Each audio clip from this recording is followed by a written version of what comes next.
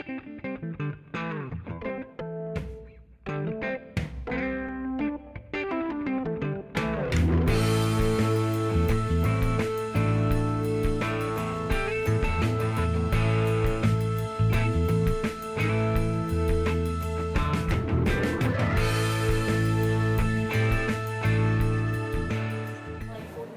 back to Chicago Playwrights, produced by the CLYDE FITCH Report in association with Chicago Dramatists. I'm Sean Douglas, and we have Beck Willett on camera, and today our guest is Simoncic. Simoncic has had his plays produced in Chicago and New York City and London. They've been developed here at Steppenwolf, the Goodman Theater, Victory Gardens, among others. He's also been nominated for a Pushcart Prize and recently won an Emmy. And we are here to talk about his show Heatwave, which is being done by Cold Basement Dramatics? Dramatics. But it's being presented by Steppenwolf through their Garage Theater. So tell us how this collaboration works. How did this company come to be under the roof of Steppenwolf? Absolutely, yeah, it was an interesting process. You know, I'd sent the script to Cold Basement. I'd done some shorts with them. They have a couple festivals throughout the years, and had a bit of a relationship with the theater, and just sent this full-length piece, and as a potential for their new season. And they liked the piece well enough, and they basically said, hey, listen, we're either going to produce this, but we are going to submit to the Garage. And I was like, oh, great, good, and didn't expect much, because you don't really expect, it to actually happen. And then about 3 months later, I got a call, and they're like, we were, accepted into the Garage. So at that point, you sort of get into, the Steppenwolf sort of machine, where they start doing pre-production meetings and start really kind of gathering sort of the resources and bringing the theater companies together. And it's a really great process. I mean, it's very well run. It's very, very well sort of organized. But it was really it was serendipitous and a total surprise that we actually got the nod. So it was a thrill. And it seems like it's a great publicity vehicle. It's a great way to combine resources with a smaller company and a really large established company. It is. I don't think I would have known about the show necessarily if it hadn't been part of the Garage rep. For sure. We even saw it in things like casting. To be honest, I mean, if you can staple on the Steppenwolf brand, it helps. People are like, oh, maybe I'll come to that. So our casting was robust. My friends outside the theater at least know this theater. So it's easy to be like, oh, we have a thing going on there.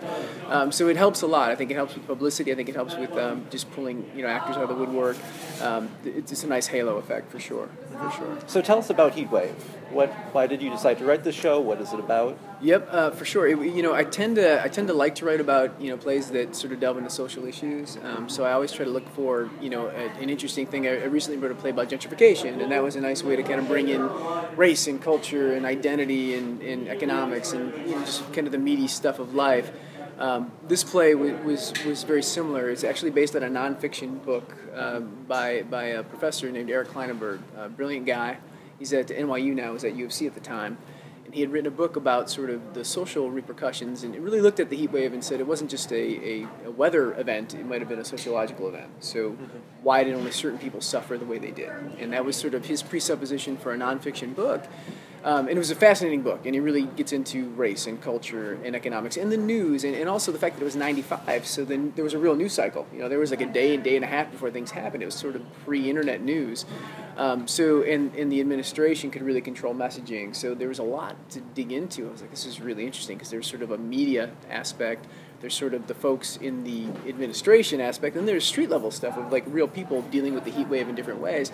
And the first thing that hit me in the book was the simultaneity of the whole thing. Everybody had their own heat wave, so depending on who you were and where you were, it was a very different experience happening at the same time. So even in the play, there's a lot of themes and a lot of data that kind of comes up from different points of view, because it's all happening at the same time, but very different perspectives.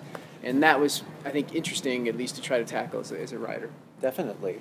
So how does theater create an interesting approach to this material? What makes this a unique medium for telling the story? Well, to me, it's theater does a couple things. I think at its best, it creates community, and so there's nothing more fascinating to me than being in a black box where people are there in front of you making something happen. They were dealing with the heat wave together, and we were watching them deal with the heat wave together. Exactly, because in more passive media where you sort of are watching and you're more voyeuristic, I think it's easier to dismiss it or box it. I think theater is just so proximate, and you're an integral part. The audience is part of the experience. That it suddenly puts you in the middle of it. And so to me, it's a really interesting place to tell this kind of story. And Eric has said that too. He's like, wow, I never really thought this could be a play.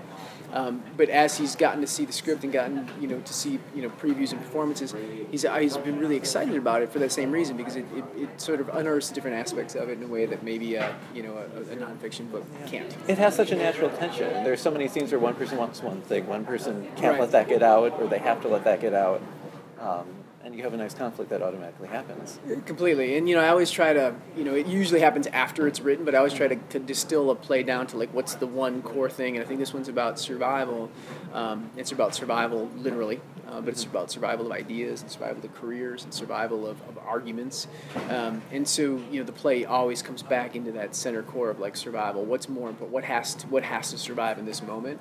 And again, that's a nice dramatic thing to kind of write from. So hopefully, you can keep sort of hitting these conflicts again in different ways, different places. That was at least the hope. So it's a pretty rich place to at least try and play as a writer. Great. So what's next for Cold Basement, or for you? Thanks for asking. I actually have a play going up at through Pegasus Theater Chicago.